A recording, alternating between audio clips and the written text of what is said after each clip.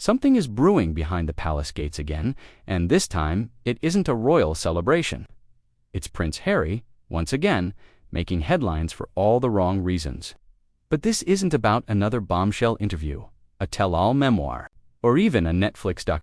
According to veteran investigative author Tom Bauer, Harry has been quietly testing the waters for a royal return, and the revelations have royals and insiders absolutely furious. Apparently, Harry has been sending messages to palace aides, feeling out whether there's any path back into the royal fold, but not as a full-time royal. Harry's scheme, according to Bauer, is to become a part-time royal, a half-in, half-out hybrid where he keeps the celebrity perks of Hollywood but reaps the legacy and status of monarchy. It's like wanting the crown without ever bowing to it. That plan has gone down like a lead balloon within the royal household. Prince William reportedly had no idea Harry and Meghan had already secretly recorded and edited their Netflix poison when they were still in communication.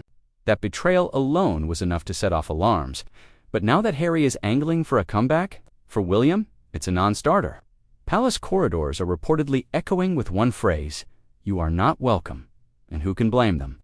The Oprah interviewed the explosive Netflix documentary, the memoir Spare. All have carved deep wounds into the House of Windsor. In them, Harry portrayed William as violent, Camilla as scheming, and King Charles as cold and distant. These aren't wounds, easily healed. In fact, they're not healing at all. Bauer suggests Harry's motives have little to do with reconciliation and everything to do with image, money, and survival. The Hollywood glow has dimmed. The Spotify deal is dead. Netflix is hanging by a thread, Meghan's lifestyle brand, a whisper in a wind tunnel. The Montecito mansion and security detail cost millions every year. Without a reliable income stream, the walls are closing in. According to insiders, this isn't a return born from love for family. It's about brand rescue. Harry is reportedly panicking behind the scenes, trying to reattach himself to the one thing that gave him global status: royalty. But the firm isn't buying it. Neither is the British public. Polls show overwhelming opposition to any royal duties being handed back to Harry. Social media hashtags, like #NoWayHarry and #Royal, reject are trending. The message is clear. This is a man who burned the family crest and now wants to wear it again because Hollywood didn't work out. Camilla, still furious over how she was depicted in Spare, has reportedly drawn a hard line. She's told King Charles that allowing Harry back would undo years of careful image rehabilitation. She's not alone. Royal insiders say aides, staff, and even junior courtiers are united in one stance: no more chances. Even former staff, who once handled Harry's schedule, now refuse to say his name aloud. They call him the former. That kind of institutional cold shoulder doesn't happen unless something is deeply broken. As for King Charles, he's not yelling, but insiders say he's more disappointed than angry, and that's worse. Charles spent years absorbing scandals and preparing for the throne, always trying to keep the family together. Harry's depiction of him as a callous, absent father in Spare hit hard. That image has stuck, and it hurt. Behind closed doors, Camilla has reportedly taken charge. She has influence, and she's using it. And then there's the money trail. When the Spotify deal collapsed and Netflix started to stall, it was clear the Sussex brand was faltering. Even Meghan's jam jars and influencer campaigns couldn't revive the buzz. The public has gone from curious to exhausted.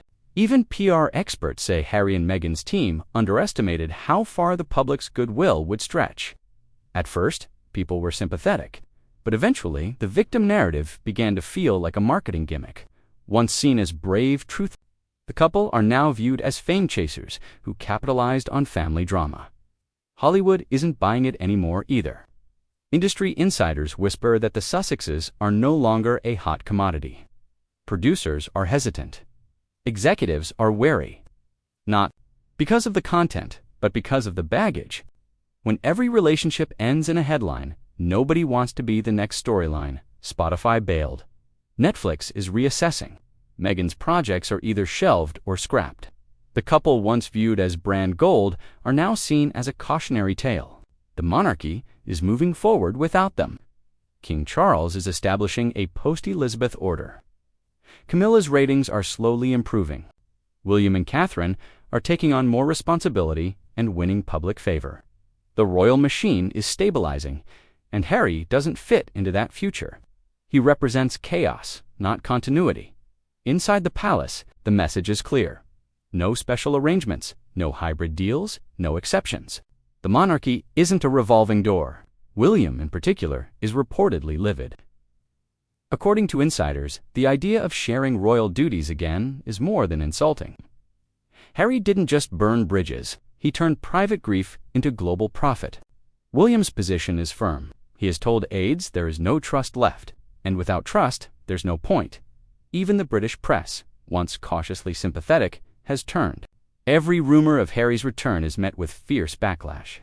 Headlines mock his hypocrisy. Opinion columns call out the betrayal. On social media, it's even worse. The public verdict is in. Harry is not the prince they once loved. He is the outsider who chose fame over family and now wants both. In the royal game, loyalty is everything. Harry made his choice. He torched every path back to the palace. The gates are closed, not because he walked away, but because he burned them down behind him. And the crown doesn't chase those who turn their backs. It moves on. The monarchy survives by standing still while the world spins around it.